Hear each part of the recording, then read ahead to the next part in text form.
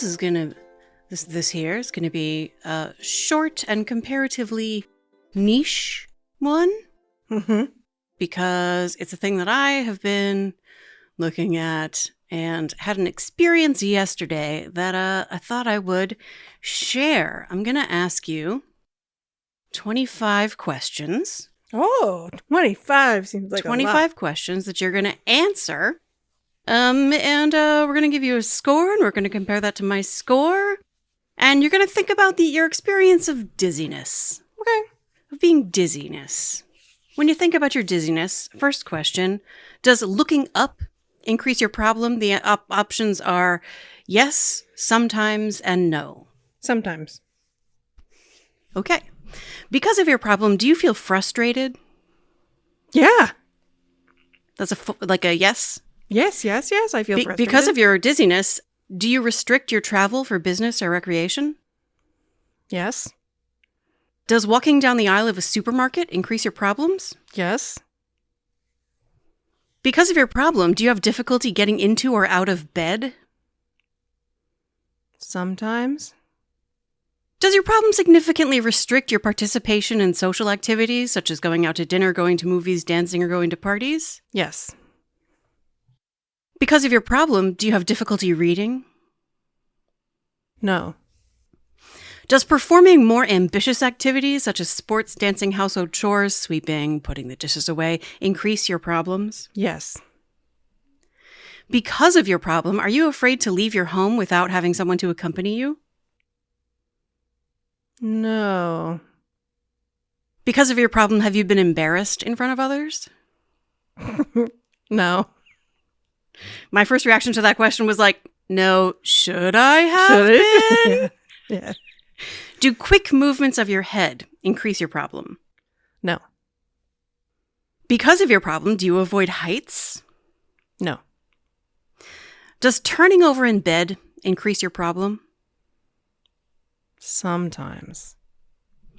Because of your problem, is it difficult for you to do strenuous homework or housework or yard work? Yes. Because of your problem, are you afraid people may think you are intoxicated? Sometimes. Again, no, should I? Does walking down a sidewalk increase your problem? Yes. Because of your problem, is it difficult for you to concentrate? No. Because of your problem, is it difficult for you to walk around your house in the dark? No. Sometimes. Sometimes, yep. Because of your problem, are you afraid to stay home alone? No. Because of your problem, do you feel handicapped? Yes. Has the problem placed stress on your relationships with members of your family or friends? No. Because of the problem? Not that I know of. Yeah, not that I know. Because of your problem, are you depressed? No, I'm depressed because I have depression. Right, yeah. Does your problem interfere with your job or household responsibilities? Yeah. Does bending over increase your problem? Yeah. Okay. So that's 20 and 10 and 10 and 20. Okay, so you scored Jiminy Cricket a 50. Okay. Which puts you at the top end of moderate handicap for dizziness. This is the Dizziness Handicap Inventory. Okay. I mean, I have orthostatic intolerance. It's one of the conditions of long COVID. Yeah, so your dizziness is caused by POTS, basically. Yeah, it's not clinically POTS. I don't qualify clinically for POTS. Okay. There are numbers associated with POTS that I don't meet, but the experience is a POTS You get experience. dizzy. Yeah. Yeah. So my dizziness is straight up vertigo. I have a vestibular disorder. I have a balance disorder. My balance is really bad. I first discovered that I literally just have terrible balance when I went to a physical therapist to get evaluated for why I'm so sensitive to motion, why I am so intensely prone to motion sickness. Yeah. And they do a test where you're standing on like a very squishy mat. Yeah. And when you stand with your feet together on a squishy mat, you're taking away your musculoskeletal ability to compensate for what your vestibular system can't do. Yeah. So you stand with your feet together and your arms crossed over your chest, and the PT lets go of your shoulders. And if you have a normal vestibular system, you stay standing upright because you have a normal, and your eyes are closed, obviously. And I immediately fell over and I said, "But that's normal, right?" And she said, "No." And I was like, Oh. So that was like 10 years ago. Okay. And it has become increasingly obvious, not only that my balance is bad, but that my balance is getting worse. So back in 2015, I looked back and I was like, oh, so maybe it's not normal that when I go for runs with my dog, I fall down like 20% of the time. Like I trip and fall on the ground. I have holes in my running leggings because of all the falling down I do.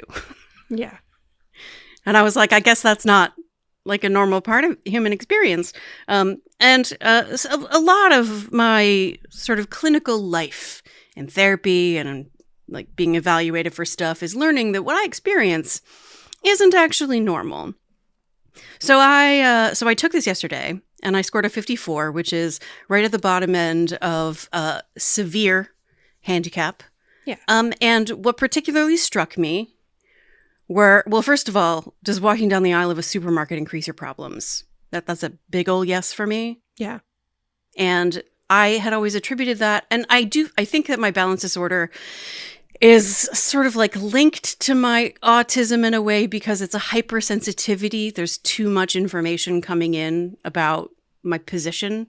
Right. And my brain cannot process all the information. My brain stem specifically can't. And I had always attributed my hypersensitivity to like the aisles of a grocery store, especially if they're above my head, to just like that's autistic overwhelm. But it's a vestibular issue because of the information. Yeah. Another one that hit me really hard was, do quick movements of your head increase your problem? Right. Which forced me to acknowledge that that question forced me to acknowledge that I do avoid moving my head too fast. It affects my driving because when you have to look both ways. You got to look. Like right now. Yeah, like. You got to look right now. I mean, when you're driving, you got to look right now. Yeah, you have to look right now. When Yeah. you're like checking your blind spot and you're trying to like change lanes. You got to go tick, tick, quick. Yeah, Look. you have to go really Look. fast. Look And right now. Look, go so fast. the longer it takes you to check your blind spot and look back, the longer you are looking away from the road ahead of you. Uh-huh. Yeah. So that was okay. This explains, okay. why So- neither you nor Rich enjoys being a passenger while I drive. Yeah, Like, you let's just say. slowly look between things. You spend too much time looking away from the road, for sure. I spend too much time looking away from the road, and it was only yesterday that I realized the reason I do that is because I cannot move my head too fast. That makes sense. And Yep. because I was like, why don't you look at the road? Why don't you just glance back at the road real quick? That's why. That's 'Cause why. glancing Okay. real quick is not a thing that exists for me. Or if Yeah. I do, like I pay a major price for it. Yeah. Basically, okay, so if you put your hand, That like, super sucks, in- especially because the vestibular condition means that you cannot be a passenger in a car without I heavily absolutely medicating. cannot be a passenger in a car. So that's And it's Makes you- progressive. So the worse it gets, like the worse my driving will get. So eventually it's going to basically my only way of moving around in the world is going to be walking and maybe riding a bike, but that requires a whole lot of balance. yeah. And my walking is limited by my intermittent claudication. So no wonder I have spent so much time over the last couple of years feeling trapped in my body. Oh. Yeah, I had some feelings yesterday. Yeah. Because I was like, oh, this is real bad. So grocery stores, fast movements of my head. Another thing I've never heard anyone talk about or seen written down is turning over in bed. Mm. Like that's a thing that I have for a long time now, 15 years or more, like been cautious and slow and gentle when I turn over in bed, when I just switch from one side to another. Hmm. So I So I'm in charge of buying stuff like when we replaced our mattress, I was in charge of buying it. And I specifically chose the one you could get on the internet with the best motion isolation. Mm-hmm. Because Rich getting into the bed or the dog who's jumping up on the bed could be enough motion literally to trigger a migraine. Here's the thing is that like when I feel dizzy, when motion sickness gets activated, that's a migraine trigger for me. Yeah. When I was searching for some medical support to like make my motion sickness tolerable, I had a GP literally said to me, "Why can't you just be motion sick?" The fuck? Yeah, that's how I felt. But she was feeling frustrated because like nothing that she was suggesting, I had like tried it and it hadn't helped. And she was feeling like, well, why can't you just be motion sick? And like the reality is that like if I cross a certain threshold, it's not just that I don't feel good, it's that triggers a migraine and there's 6 to 10 hours of my life down the drain. Yeah. And like usually if I'm traveling, it's because I need to be somewhere doing something.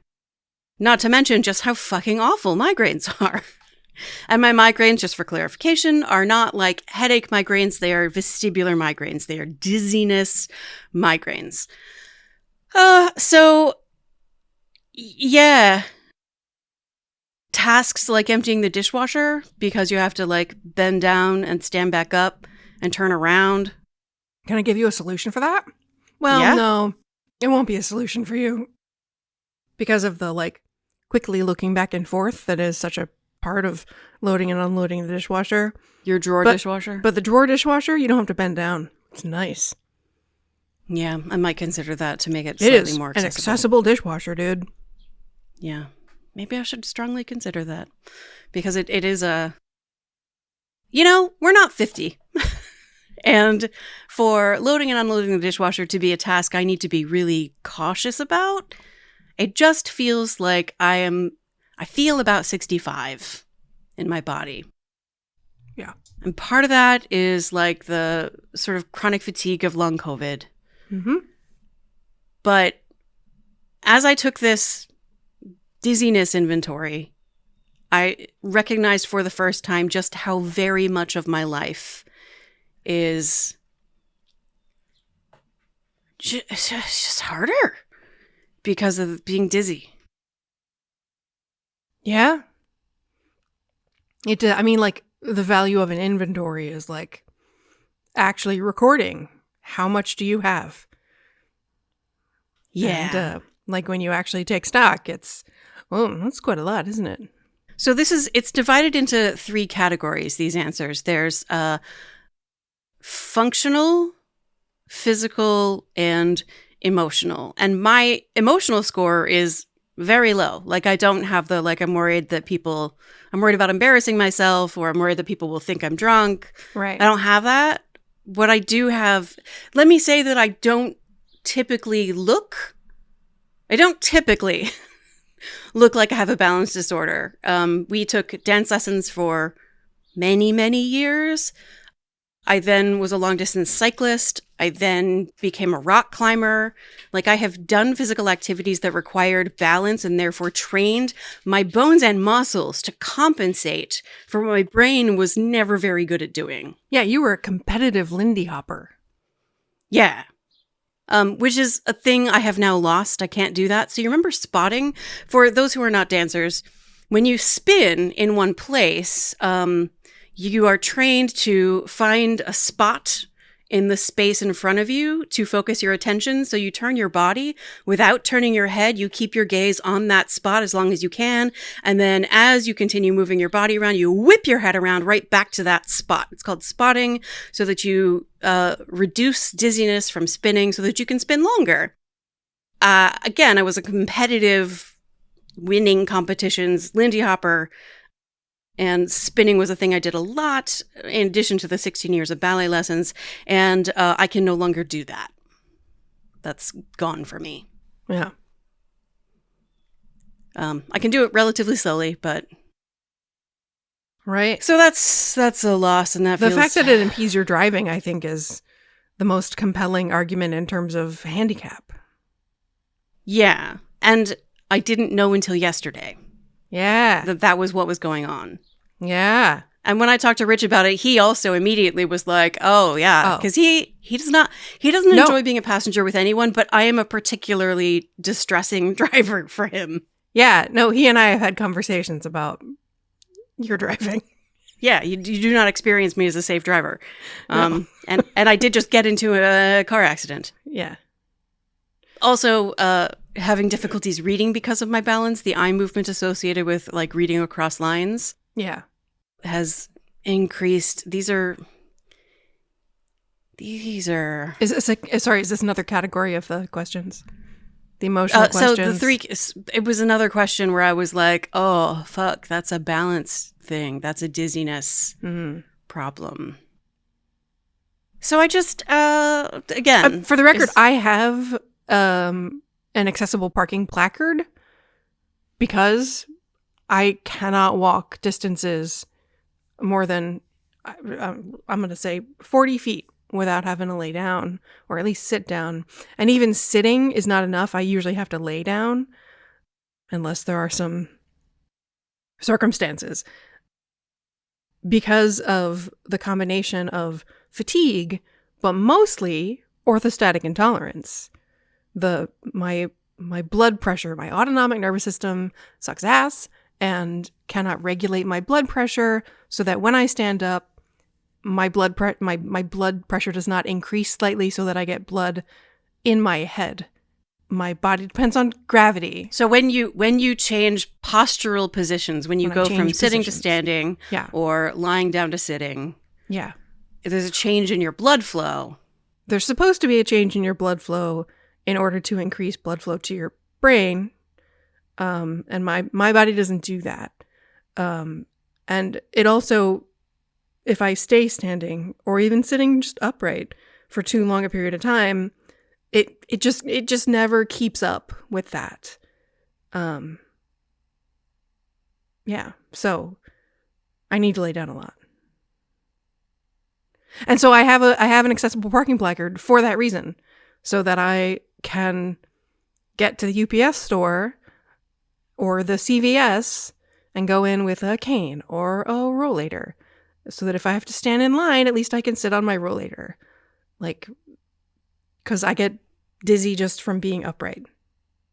My orthostatic intolerance is I have a disability, like an accessible parking placard, so I can park in the space with the wheelchair on it legally, because I can't walk distances. I can't even sit up for a while. And being able to park closer to things makes it possible for me to do regular everyday life things. So, I mean, what we're talking about is a disability inventory.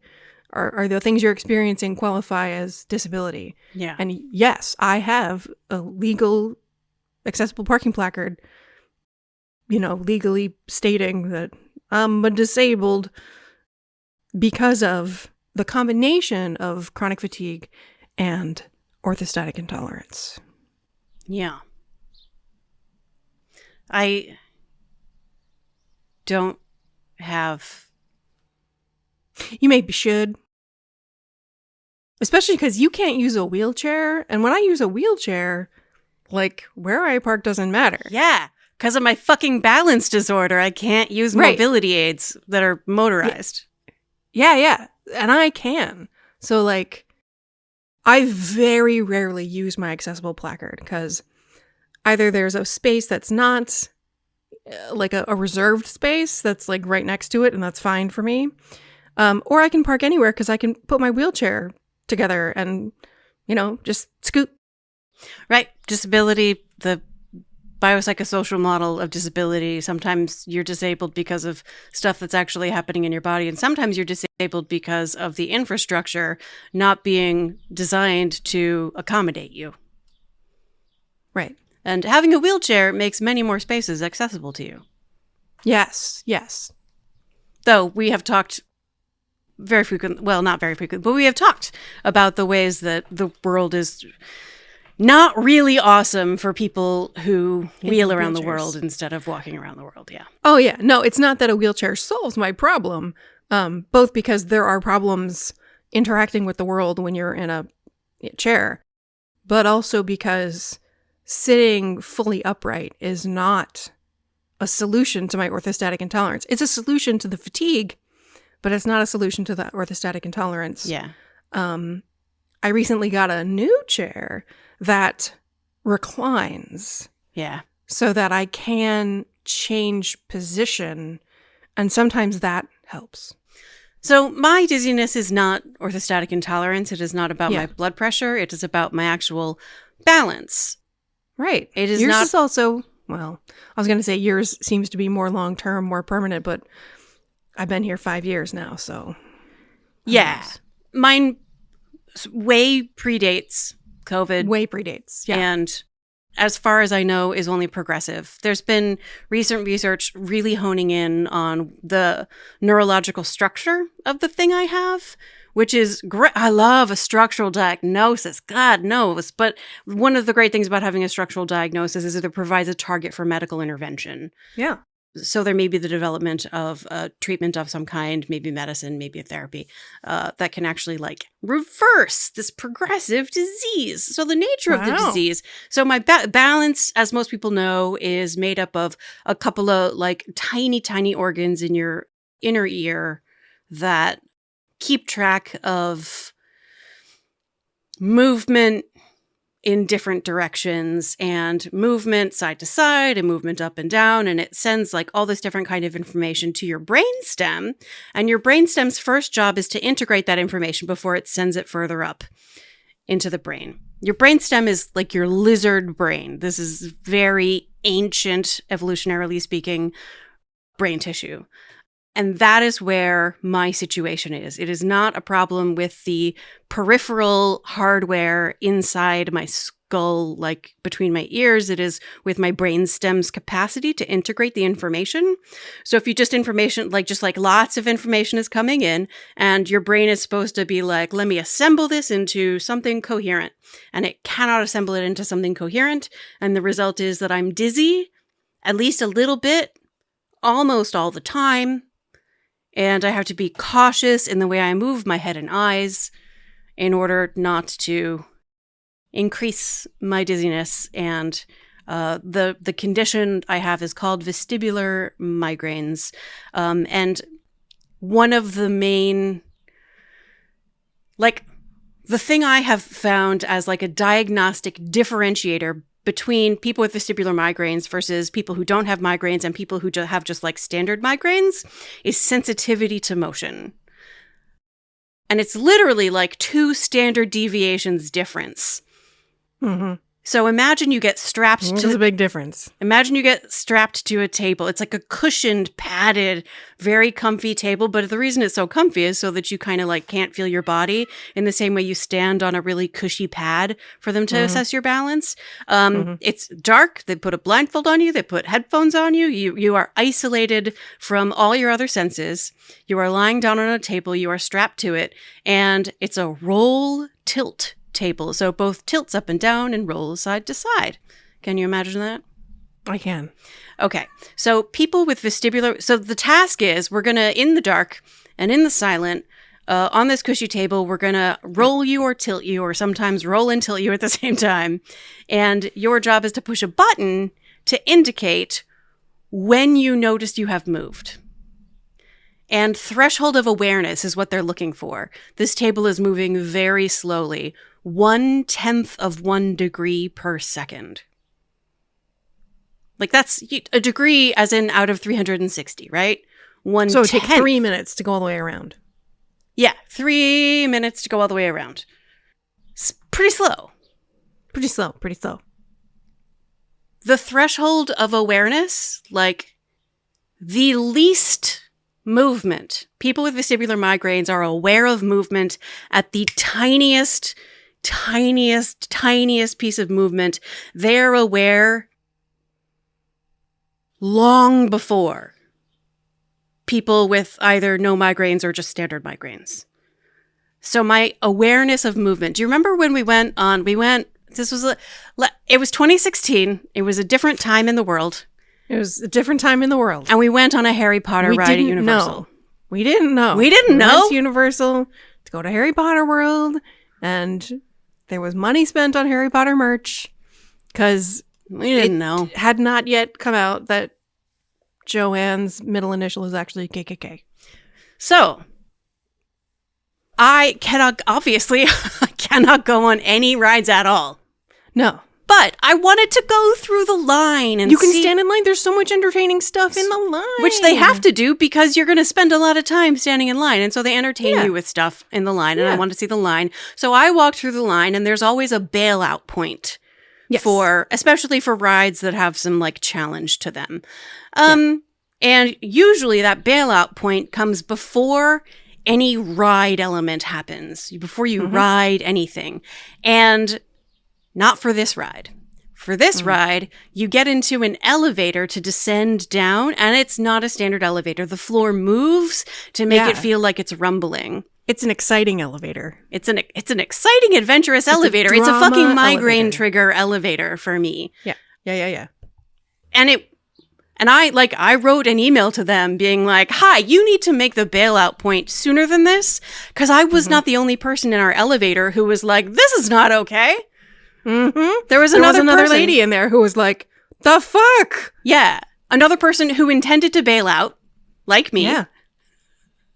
And like was required to go through this I don't know if this person's experience was simply anxiety. I say simply anxiety. There's nothing simple about anxiety. And also this person should not have been required to experience anything more challenging than a standard elevator before bailing out of this ride. Just like me. But so I wrote an email being like, you gotta make it sooner. This is not okay. Yeah, that's not. But just elevators can make me motion sick. Just elevators. You were there at our publisher when the elevator in our New York City publisher's building made me motion sick, triggered a migraine. I had a migraine right before we were supposed to present Burnout to our publisher. That talk did not go great. It did not. We got some feedback. Yeah, we did. But the fact that I was like working with a migraine did not assist. No. I was not at my best. No. And Lindsay, our wonderful God bless agent, Lindsay, who is just made of magic and a wonderful human being. Just a good person. Spectacular person. You're sitting on the floor. Lying on the ground in the elevator bank. Oh, yeah. No, that happened first. Yeah. Lying on the floor between and like we were on the floor with the children's publishing. Yeah. And all these like very nice children's publishers are like, is everything okay? Do you need help? Yeah. Like, nope. I just need to lie down for a second. Yeah. And you're giving Lindsay instructions of like where in your backpack are located the drugs that you need. The drugs that I need right now in order to make it the rest of the way up to the floor we need to be on. It was like on the 10th floor and we had made it to the 8th floor. And this is a New York elevator, like it's very busy building that stops and goes so and it was floors. Like rumbly. It was bad. Yeah. It was. And Lindsay, she's like, I will walk up the stairs with you. However many floors it is, anytime you need. Yeah.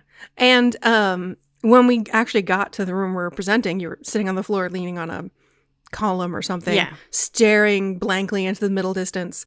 Yeah, with my head just like wobbling, not physically wobbling, but inside, I'm so dizzy. Like I can't focus on a spot in space. And I'm talking to Lindsay and she keeps looking back at you like, should we do something? I'm like, no, the thing she needs is not to be acknowledged. Yeah. Don't perceive her. And that's the most helpful thing you could do. Silence and stillness. I just like, no, it's bad. Yeah. I know. There have been multiple elevators that have triggered my elevators. Yeah. And so where this started this week is that I wrote about, I've been sort of writing about autism, trying to find a way to communicate about it because, as we've said, I am not finding myself in the books, either fiction or non, about autistic people. So I want to talk about my hypersensitivity, in particular to interoception, proprioception, vestibular information. And so I wrote about like motion sickness and stuff like that. And 2 of the 7 other people in my writing group responded to what I wrote with the word heartbreaking. And I was like, cool, that's very fascinating to hear my day-to-day lived experience described as heartbreaking by more than one person. That is feedback I'm going to take. Yeah. So I have been confronted a couple of times this week with the reality of how different my lived experience is and how much work I am doing to compensate for. Yeah. Just like the difference in the structure of my fucking brainstem, for God's sake. Like, this is... Hey, I have a question. I'm curious about a brainstem thing. Because the vestibular system, like all of the like inner ear, cerebellum situation, has a lot to do with music making.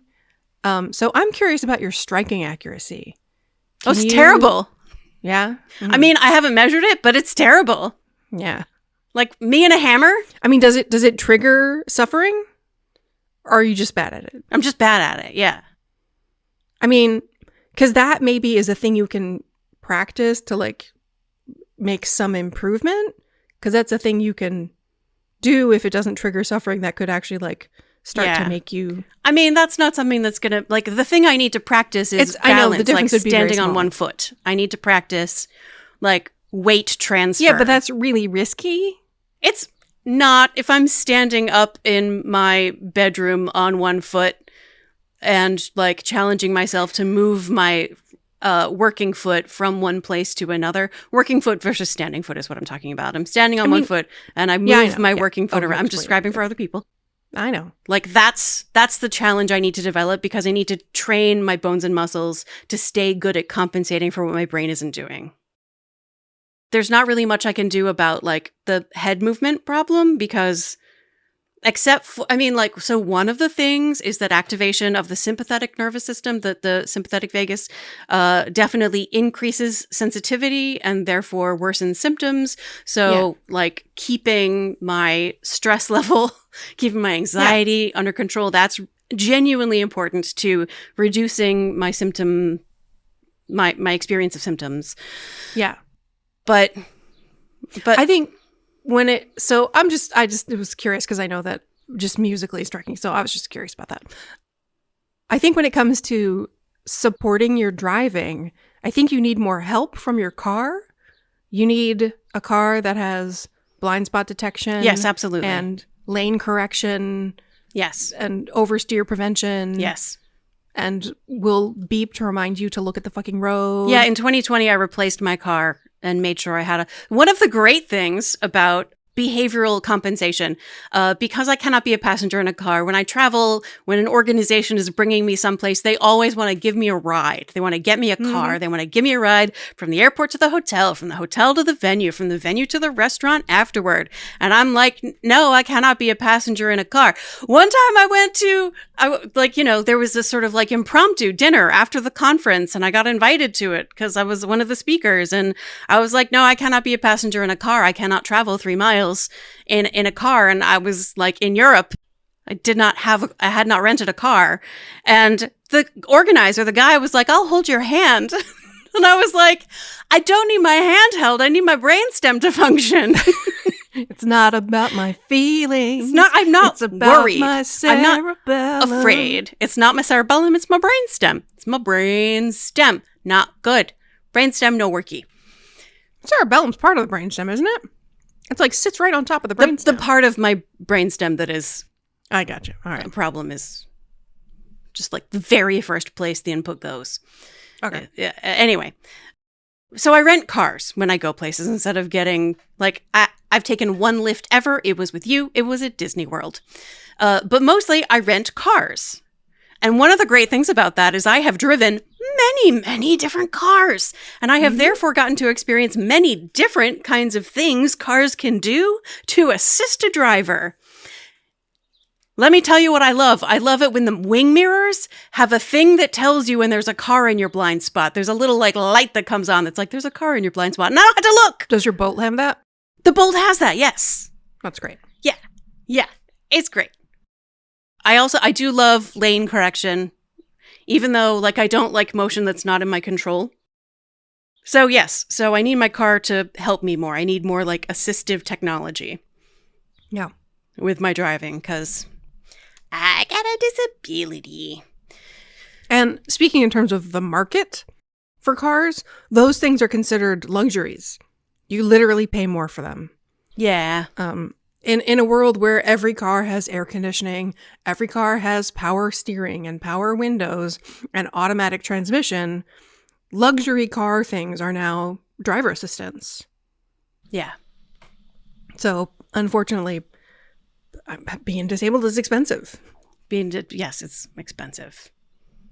We bought a used Bolt in December. We have a all-electric, small SUV that is the car I drive now that my Golf got totaled in the accident, which was very sad. And my insurance premiums are going to go up because that's fair. My car is also a car I got because of disability. I couldn't drive my car any longer. Yeah. Even though it was great. I loved it. But with the fatigue and the orthostatic intolerance, getting in and out of a low hatchback started to become too difficult. I had to get a taller car. Even though all of my feelings are like, no, SUVs are too big. I need to have a car where the seat is the same height as my butt so I don't have to lift myself out of a car. Yeah. And I also needed a car where I could push a button so that the back hatch would open. Yeah. Because I don't go into stores mostly. Mostly they bring the stuff out to me and I ordered it online in advance. And with my old hatchback, I had to get out and walk around. One of the positive changes that results from COVID is an increase in... every place has curbside pickup. And any place who doesn't have curbside pickup is basically saying we don't want disabled people to shop here. Yep. Trader Joe's. Yeah. Anyway, so I have a car and I specifically had to replace my car due to disability reasons. Now, this car happened to come with stuff like the driver assistance, which is how I know these things exist. I didn't know that they exist before that, but now I've got them and they don't help me in terms of disability. They're just, for me, they are luxuries. But like, it's not a luxury for me to have a button I can push to open the hatch in the back. That's, for me, a disability support. You know what every car should have? Automatic headlights. Yeah, my car has automatic headlights and I freaking love it. Yeah. You know what every car should have? Automatic high beams. Yeah. There are some things that should be universally automatic in cars.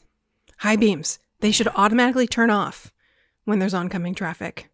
Why is that not universal? Because human decision-making is not as good as a machine's decision-making in some cases. My car does a much better job of turning off the headlights when there's, oncoming traffic or any kind of exterior light. It's much faster than I would be. I'm usually reaching to turn off the high beams, and my car has already done it. That's great. It's less than a second. Whereas it might take me a second and a half. It's great. It should be in every car. Yeah, the physical structure of information processing for humans makes it almost impossible to do it faster than that. Yeah, you have. I recall driving home from the airport once, been like, I don't like having to turn my high beams on and off and then on. And so I leave them off. And so you leave them off. I'm like, then drive slower. Which is reasonable. Because you're overdriving your headlights. Yeah, like that. So why shouldn't it just be automatic? I feel like for the sake of other drivers, because you have to remember to turn them off. And for the sake of other drivers, it should be automatic.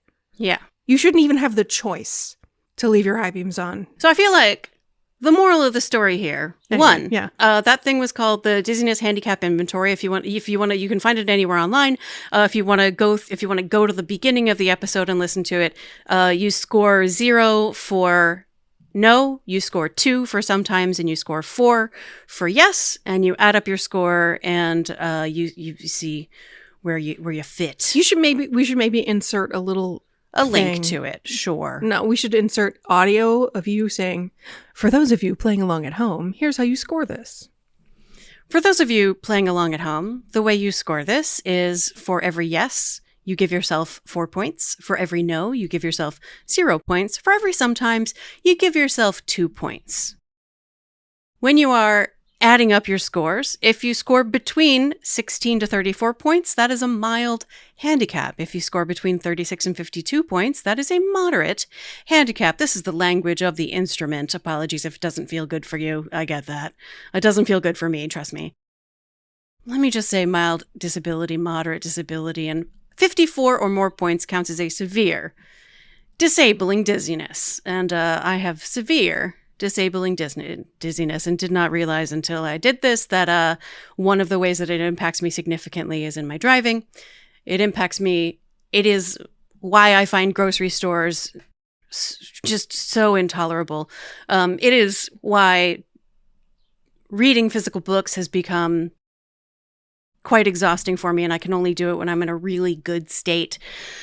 And I had not realized until now, and anyone who's read Come Together will remember the story of me realizing that, it impacts my sex life too, because, motion.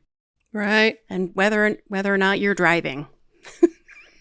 Right. In all circumstances. In all circumstances. Also, sidewalks. Quick head movements. Boy, that was confronting. And because I was going through this experience of being like, why has nobody ever talked to me about this stuff? I thought, I have a podcast about wellness. Yeah, you could talk. You could let people know. I can't be the only one. Yeah. I literally cannot be the only person who's experiencing these things. I believe it is tied to my autistic brain. Autistic people often have motor disorders like dyspraxia. Yeah. And they often have really bad balance. I got on a sort of YouTube began offering me autistic everyday carry videos. Mm-hmm. And so many of them included nausea medication. Mm-hmm.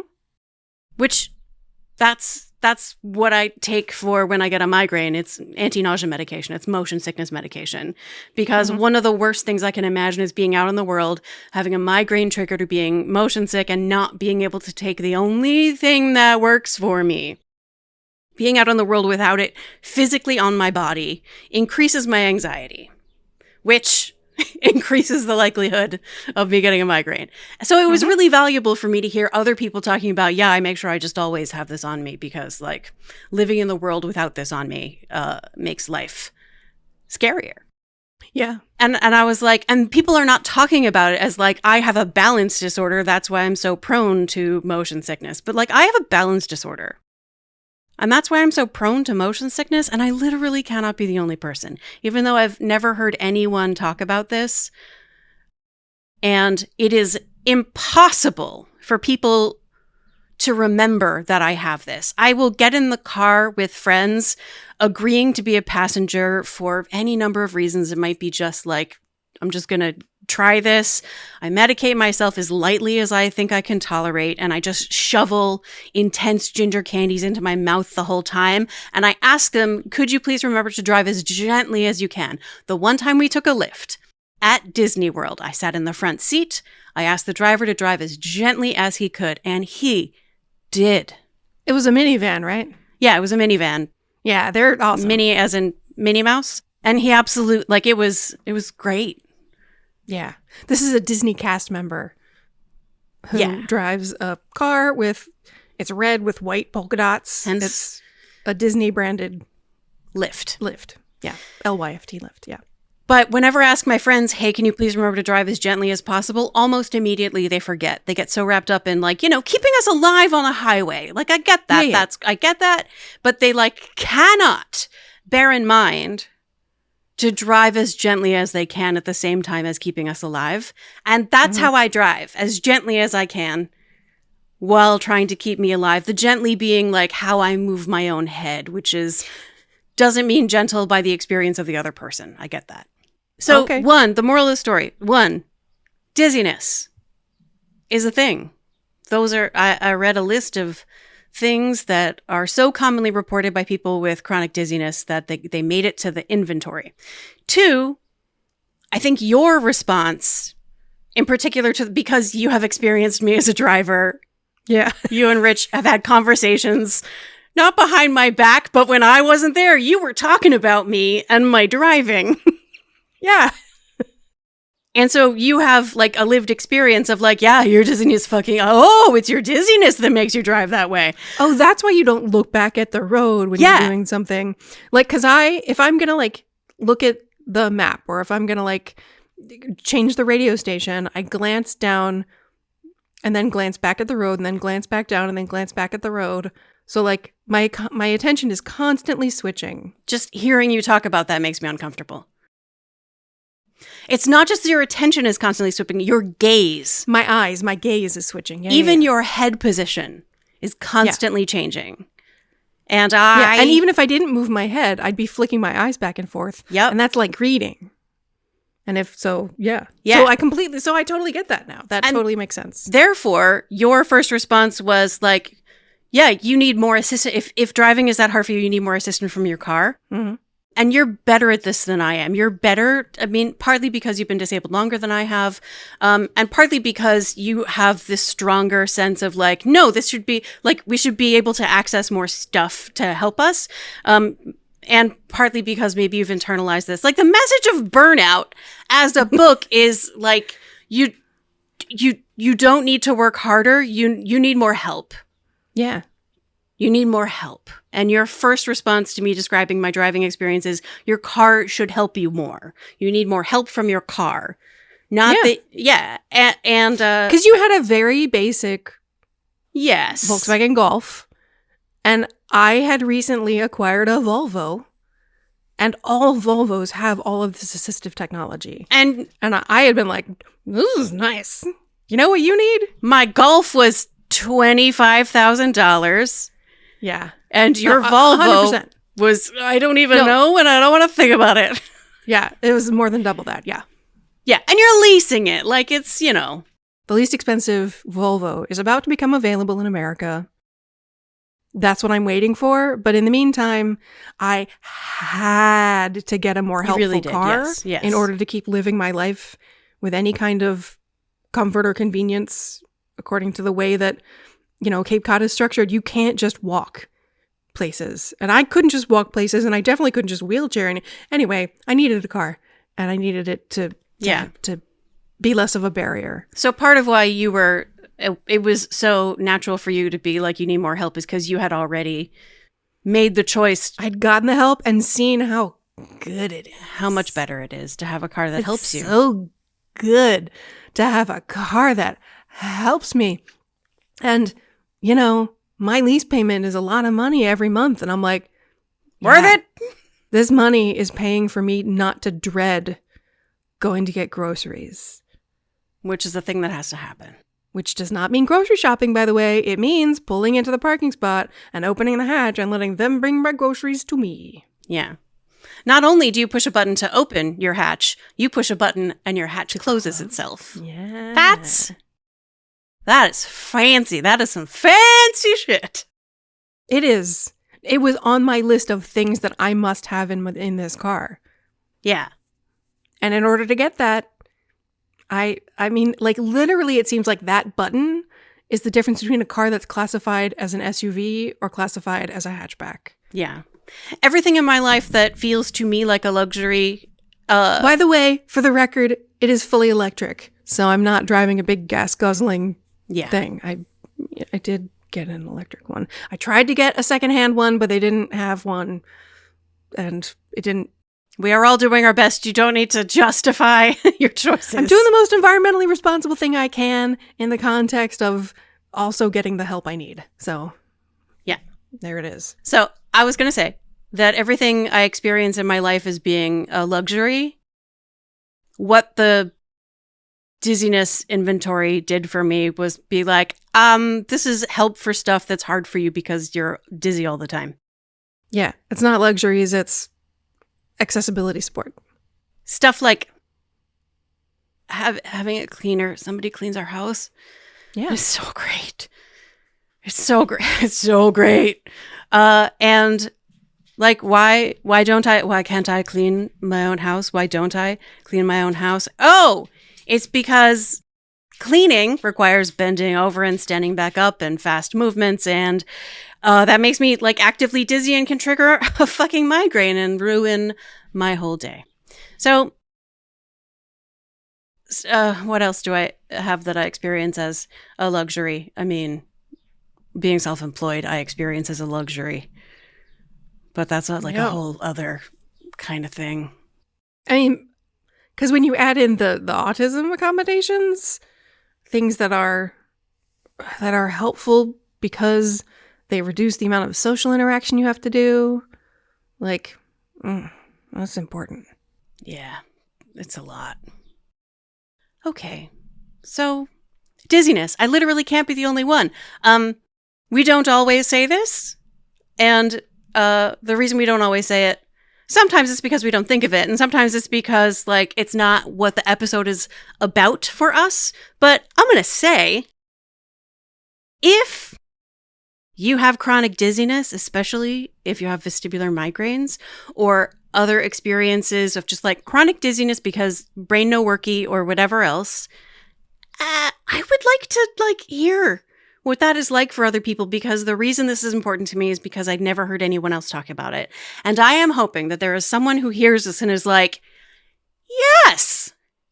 Or even, oh, that's what that is. It's fucking dizziness. Because for a long time, I had vestibular migraines. I mean, I got diagnosed in 2016, I think. And I identified my first vestibular migraine as happening in 2007. Right. So that's 9 years of having these episodes of dizziness and nausea and exhaustion and all the other things that come with the migraines, and having no idea what it was. Yeah. Knowing that they were panic attacks, because I know what panic attacks feels like. But they were something, and they made it impossible for me to like leave my house or be a person. Sometimes they happened at work and I would have to go home. The first one happened while I was giving a lecture. And I had to lie down. Like immediately. In front of a group of students. During an orgasm lecture. And having had to lie down in front of students myself because of physical issues, I threw my back out once at work. And I was like, I need to lay down right here, right now. That's what's going to happen. I was not in front of students when that happened, but I was in the hallway at the copy machine, actually, and I had to lay down in front of the copy machine, and a student walked by in the hallway, and then the principal came by and was like, "You're freaking students out." And I was like, I just need to lay down because I threw my back out because I sneezed while I was leaning over to photocopy some stuff, and it gave my students too much feelings. So I had to accommodate their feelings over my physical existence. And I was like, this doesn't feel right. But anyway, apparently when you have to take that extreme a measure, apparently that's an extreme measure. Apparently that is, I mean, it seemed very, very much like this is outside the realm of my usual experience. But yeah, students worry about you when you experience having a body malfunction. Yeah, like laying on the floor is a thing that freaks other people out, as it happened in the publisher's building. And also... yeah, people get really worried when you have to lie down. When I went to get my first or second COVID vaccination, it was back when they were set up in like empty department store at a mall, I think was where I got mine. Me too. And I was sitting in a chair, socially distanced from all the other chairs. And I already had long COVID. It must have been the second... well, it doesn't matter. Anyway, I was sitting in a chair and I looked around at all the people around me. I'm like, I have a blood pressure. I have low blood pressure. Sometimes I need to lay down. I'm fine. I warned them because I knew that people freak out when you lay on the floor. So I like let people know. So as soon as I laid on the floor, EMTs came rushing over. Yeah. Are you okay? What do you need? I'm like, no. I'm just correcting my, I have like a POTS situation and I'm correcting my blood pressure. So I just need to lay on the floor. It's not because I'm in extremity, but I guess it is extremity if you lay on the floor. Anyway. Yeah. Lying on the floor in public is extreme. Okay. Maybe that's the third moral of the story. Turns out if you have to lay down in public, that's disability. That's a sign of disability. You are sick. It's an emergency. It feels to me like that's about other people's feelings, not about the actual urgency of the situation. Yeah. But disability is a combination of how you feel and how the world feels about seeing you. There's a reason there were ugly laws. Yeah. Because seeing people who are disfigured makes other people uncomfortable. When I warned all the people around me, they were fine. And they even chimed in, oh, yes, you warned us that this is fine. That's nice. But the EMTs, it's just their job. It's just their job. No, yeah. And I ended up. And hopefully if they had like warm, positive, gentle energies. They weren't They were so great. They were so great. Yeah. They were so great. And I do believe that EMTs appreciate having interactions, first of all, where the other person can speak to them about what's happening. Yeah. And where they are like articulate, they understand what's happening with their body. They can describe it and explain what they do and do not need. Like, I think that's like a good day for an EMT. Yeah. It was not an emergency. Yeah. Anyway. So there's been several morals about things. I think the one about requiring help. Mostly you need more help. Mostly I need more help. I was unaware of enduring more suffering. I'm not sure that I could describe myself as having been in denial about how impacted I am by my dizziness or how much help I needed. But it's truly about like, how could I know that other people are not experiencing the same thing unless I genuinely pause and explore my experience and compare it to earlier in my life before it had progressed to the extent that it is now. Because it creeps up on you. It's the value of taking inventory. Which is what this is. What prompted you to do this? I was writing about autism, and I talked about my dizziness and motion sickness, like I said, at my writing group. And they described it as heartbreaking. Yeah, but like, what made you think I should take I should see if there is such a thing as a dizziness inventory? Oh yeah, I didn't go see if there is such a thing as a dizziness handicap inventory. I was looking at the research on vestibular migraine and neurological functioning, and in the protocol of how we did the research, here's how we assessed people's experience of the vestibular migraine. We gave them the dizziness handicap inventory. And I was like, oh, that's a thing. Dizziness handicap inventory. I want to take that. And so I found it online and I did it. It's a PDF that you can find very easily. That's how. Because I was reading the peer-reviewed science. And we started this by saying, Amelia, you should take this and we'll compare scores. And you probably thought I'd score way lower. I did, because you don't have a vestibular disorder. Yeah, no, I have orthostatic intolerance from you have orthostatic intolerance as a result of long COVID. So yeah, you did have more dizziness than I thought you had. And it explains why your emotional score is so much higher than my score. Am I frustrated by my dizziness? Only sometimes. Yeah. And you're like, yes. Yeah, because I used to be fine. Yeah, I kind of used to be fine too. But it's been a long time since you were fine. I feel maybe sadder than you do. You are more disabled by your dizziness than I am. Yeah. As indicated by the score you got. By the score I got, which is higher. You're mid, I'm high. Yeah. Objectively, you're more disabled. But also, you can't drive, but you also can't be a passenger, right? Right. Like, that, you can't walk, but you also can't use a wheelchair. Yeah. You should stop now. I'm so sorry. Oh, I made the sob face. Sorry.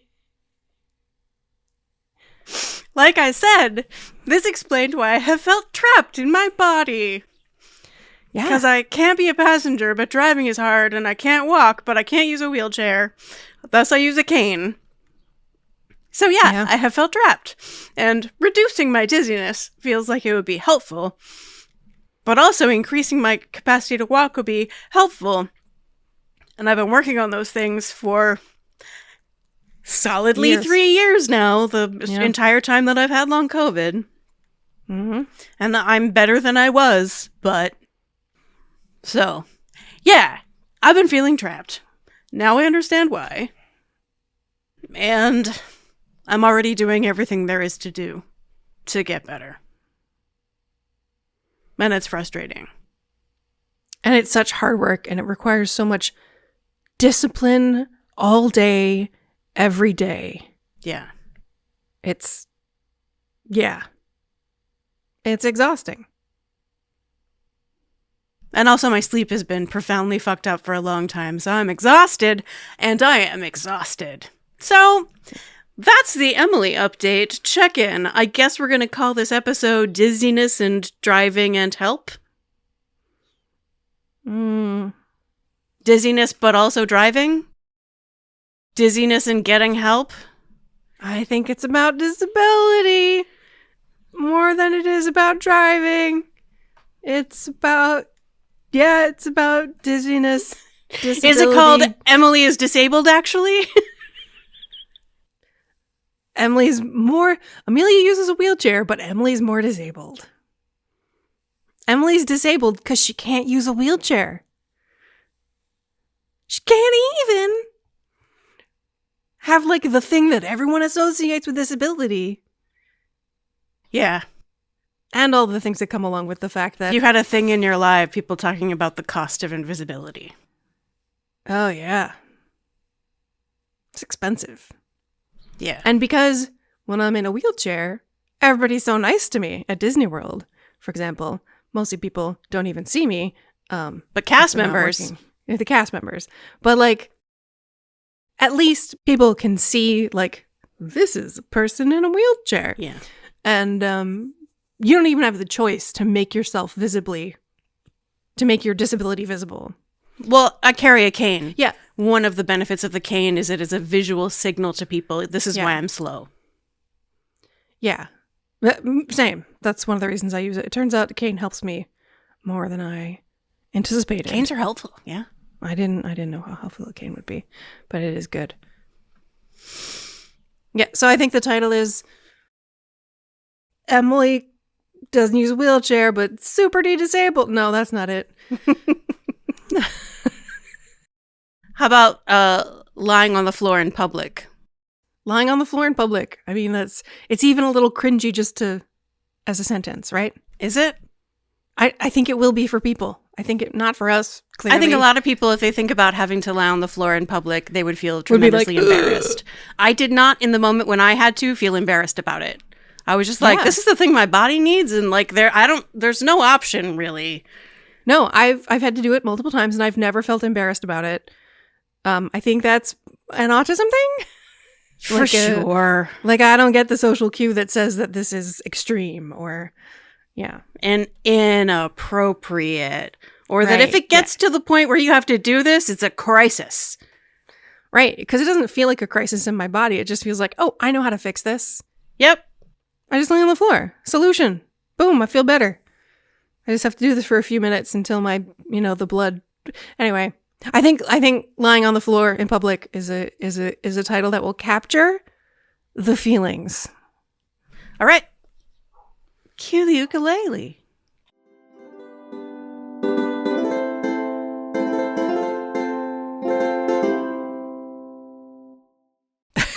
It's not about my feelings. It's about my cerebellum.